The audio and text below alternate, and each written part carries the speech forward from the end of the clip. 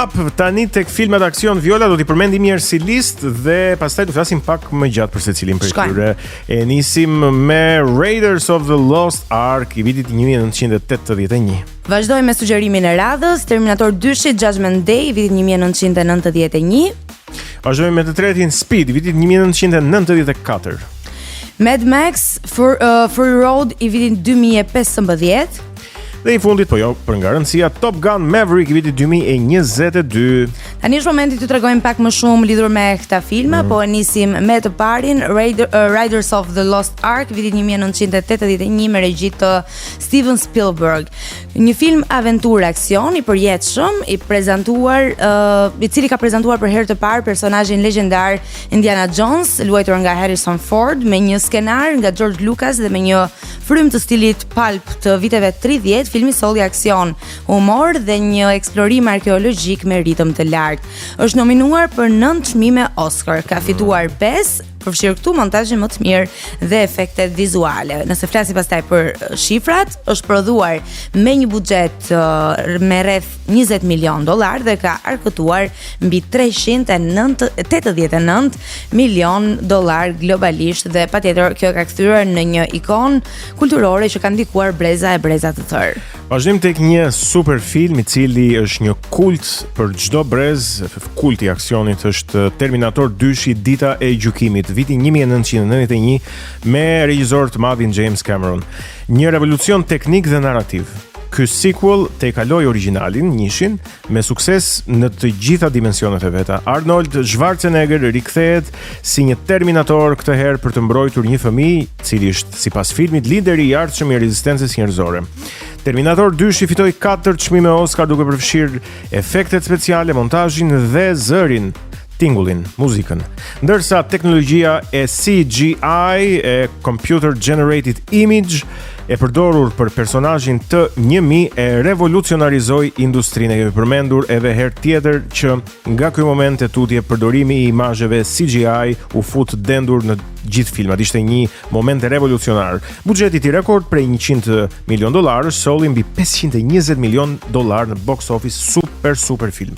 Shkojmë tek i radhës, Speed i vitit 1994 me regji të Jean de Bont, një thriller urban me intensitet të jashtëzakonshëm ku një autobus i minuar nuk duhet kalojë një shpejtësi të caktuar sepse në të kundërt do të shpërthej.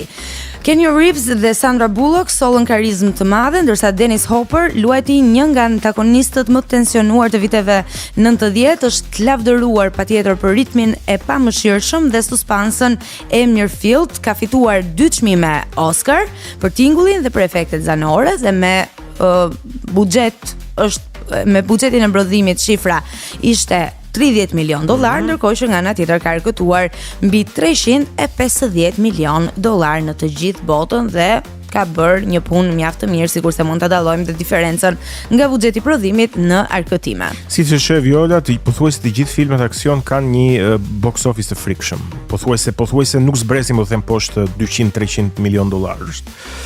Mad Max Fury Road viti 2015 me regjisor Paul George Miller. Në rikthimi fuqishëm i sagës Mad Max u konsiderua nga shumë kritik si një nga filmat më të mirë aksion deri tani të shekullit e 21.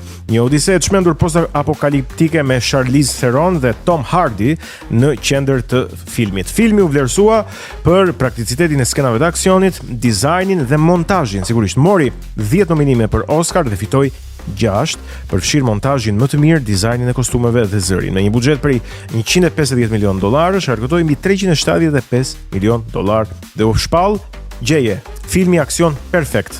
Patjetër, si mund ta vendosim në dyshim, po jo më pak perfekt në fakt ka qenë edhe filmi i radhës për cilin do të flasim, Top Gun Maverick 2022 me regji të Joseph Kosinski, një sequel që askush në fakt nuk e priste që të ishte kaq i suksesshëm. Solli Tom Cruise sërish në qendër dhe përzjeu kështu elementet e nostalgjisë me një nivel të ri spektakli ajror. Kritika e realizoi patjetër për realizimin e lavdëroi për realizimin teknik, pjesërisht fal fluturimeve të vërteta që vetëm Cruise mund t'i bëj pa pasur asnjë lloj frike se çfarë ndodh gjatë atyre aksioneve të tmerrshme nga njëra anë dhe po ashtu një tjetër element mjaft i vlerësuar nga kritika ka qenë edhe ndjeshmëria emocionale e historisë. Fitoi Oscarin për montazhin më të mirë të zërit dhe u nominua për filmin më të mirë një herë azi.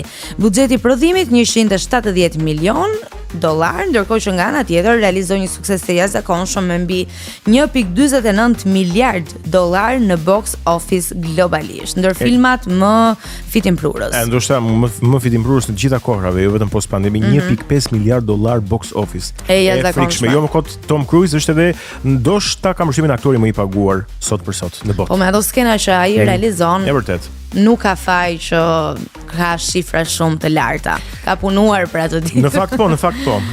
Do të hidhemi tani te librat, I përmendim shpejt se ne I kemi të gjitha këtu, kemi filma, kemi libra dhe çfarë do doni ju tjetër. Edhe ne na keni.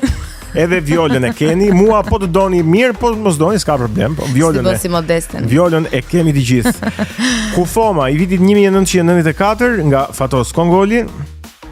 Dhe Kodi I Da Vincit I vitit 2003 nga Dan Brown. Nisi ti Fatos Kongoli? Po nisim me Kufomën e vitit 1994 nga Fatos Kongoli, një thriller I zymë dhe tensionues që zhvillohet në realitetin e Shqipërisë post-diktatoriale. Një fazë e Shqipërisë me të cilën ne identifikohemi shpeshherë dhe shumë veprime të së tashmes I lidhim me atë të kaluar të trisht dhe të zymt fatkeqësisht. Protagonisti përballet me zbulimin tronditës të një kufome në rrethana të mistershme, duke u zhytur në një atmosferë paranoje dhe frike ekzistenciale. Romani ka marrë vlerësime për ndërtimin dramatik dhe tensionin psikologjik, duke ofruar një pasqyrë realiste të një shoqërie në tranzicion, me ngjashmëri në ton me filmat noir dhe dramat e errta të mbijetesës. Një libër ndjes I jashtëzakonshëm që patjetër vlen pse jo ta lexoni. Kodi I Da Vincit I Dan Brown, vitit 2003, një libër që unë mbaj mend ta kem mbajtur poshtë jashtëkut se e lexoja edhe natën me dritën e telefonit ose me një dritë dore, fiksues deri në marrëzi, një bestseller botror, një thriller me një ritëm të shpejtë që ndjek Robert Langdonin, sa më ka marrë malli, dhe kriptologen Sophie Neveu në një ndjekje ndërkombëtare për të zbuluar një sekret të lashtë të ruajtur nga një shoqëri e fshehtë. Me mistere, kode, konspiracione dhe ndjekje të errëtshme, romani kombinoi suksesin komercial, po patjetër, me kuriozitetin kulturor dhe ky në fakt ishte Chelsea, kurioziteti kulturor. Romani u përkthye në më shumë se 40 gjuhë, duke përfshirë dhe gjuhën tonë, shiti mbi 80 milion kopje dhe u përshtat dhe gjithashtu në një film ku Robert Langdonin e luan Tom Hanks.